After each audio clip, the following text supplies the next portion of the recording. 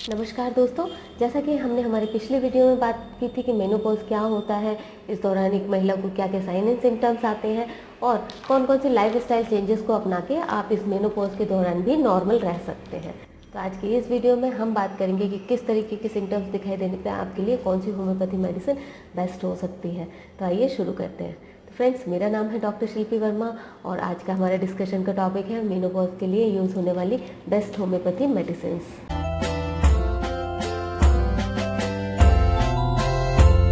तो medicine start करने से पहले मैं आप सभी को इस बारे में ज़रूर बताना चाहती हूँ कि इस दौरान जो महिला होती है उसके अंदर काफ़ी सारे इमोशनल चेंजेस भी आते हैं। कई बार ऐसा होता है कि हमें फिजिकल साइन एंड सिम्टम्स नहीं दिखते हैं, लेकिन इमोशनल रूप से जो महिला होती है वो काफ़ी कमज़ोर हो जाती है और उसके अंदर काफ़ी सारे मूड स्विंग की प्रॉब्लम इस दौरान देखी जाती है। तो जैसा हमने पिछले वीडियो में भी बात की थी कि कुछ महिलाएं काफ़ी ज़्यादा गुस्सा करने लगती हैं, कुछ महिलाएं चिड़चिड़ी हो जाती हैं, कुछ महिलाएं जो है अंदर ही अंदर एक सैडनेस और डिप्रेशन का शिकार हो जाती हैं।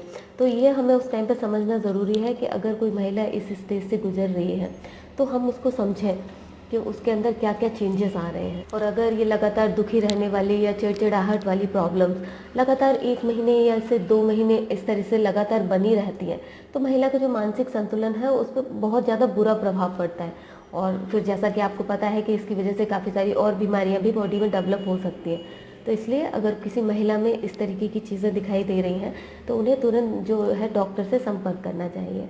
और इसके साथ ही साथ हम एक बार फिर से जो हमारे मेनोपॉज के सिम्टम्स हैं उनको एक बार फिर से रिकॉल कर लेते हैं। जैसे कि जो मेंस्ट्रुअल डिस्टर्बेंसेस होंगे, कभी मेंस्ट्रुअल साइकिल जो है वो एब्सेंट हो जाएगा और कभी जो मेंस्ट्रुअल साइकिल है वो 2 या 3 बार महीने में आ सकता है।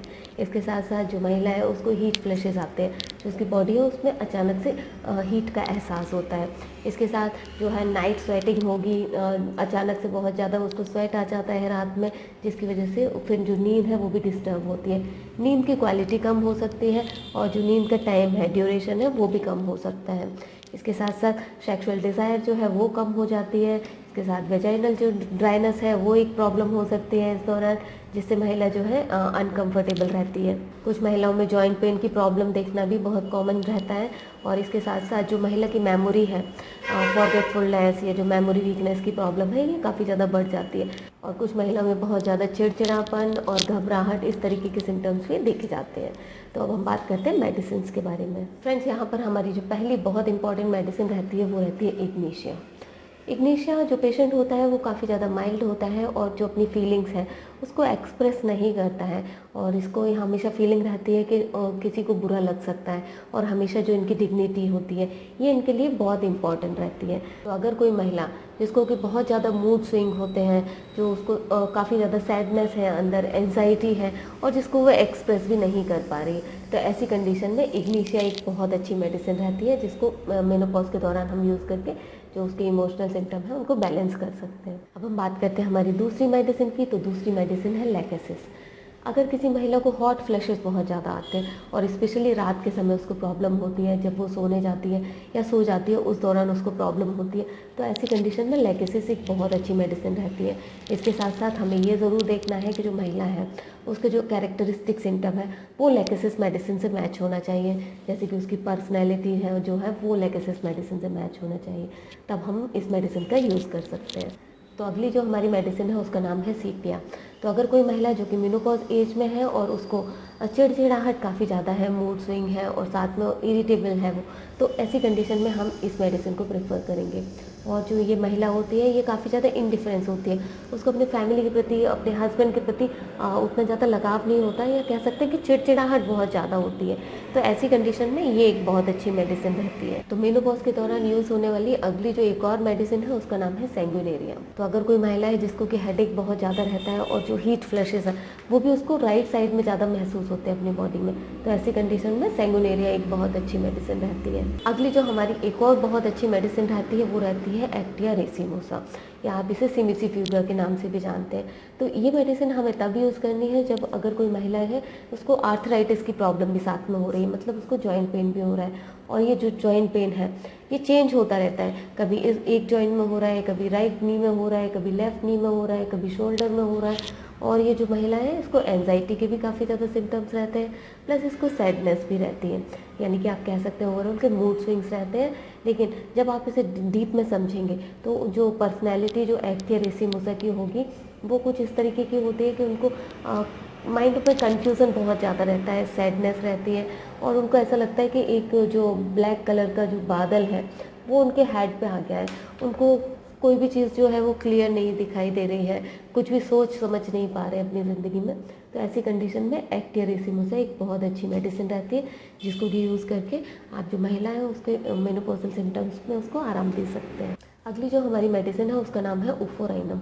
तो ये मेडिसिन हमें तब यूज़ करनी है जब अगर कोई महिला की जो ओवरीज़ है उन्हें निकाल दिया जाता है और उसके बाद में उसको जो है मेनोपॉजल प्रॉब्लम्स आने लगती हैं। तो ऐसी कंडीशन में उफोराइनम एक बहुत अच्छी मेडिसिन रहती है। तो फ्रेंड्स, ये कुछ ऐसी मेडिसिन हैं जिनको हम जनरली यूज़ कर सकते हैं, लेकिन इसके अलावा अगर हम किसी पर्सन को डिटेल में समझते हैं, उसकी पर्सनैलिटी को समझते हैं, तब हमें कुछ और मेडिसिन भी इसके अंतर्गत मिलते हैं।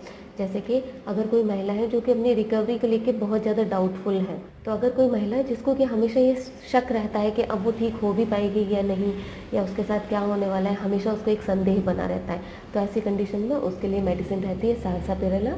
और यहाँ पर हमारे लिए रूब्रिक रहता है mind doubtful recovery of menopause during. तो इसके अंतर्गत हमें मेडिसिन मिलती है साल्सापेरेला। तो अगर इस तरीके के थॉट्स किसी महिला के मन में आते हैं तो उसके लिए साल्सापेरेला ही एक बेस्ट मेडिसिन होगी। हम कुछ और सिम्टम्स और मेडिसिन देखते हैं। तो अगर किसी महिला को मेमोरी वीकनेस हो रही है तो माइंड फॉरगेटफुल मेनोपॉज ड्यूरिंग, और इसके अंतर्गत दो मेडिसिन हैं लेकेसिस एंड फाइसोस्टिग्मा।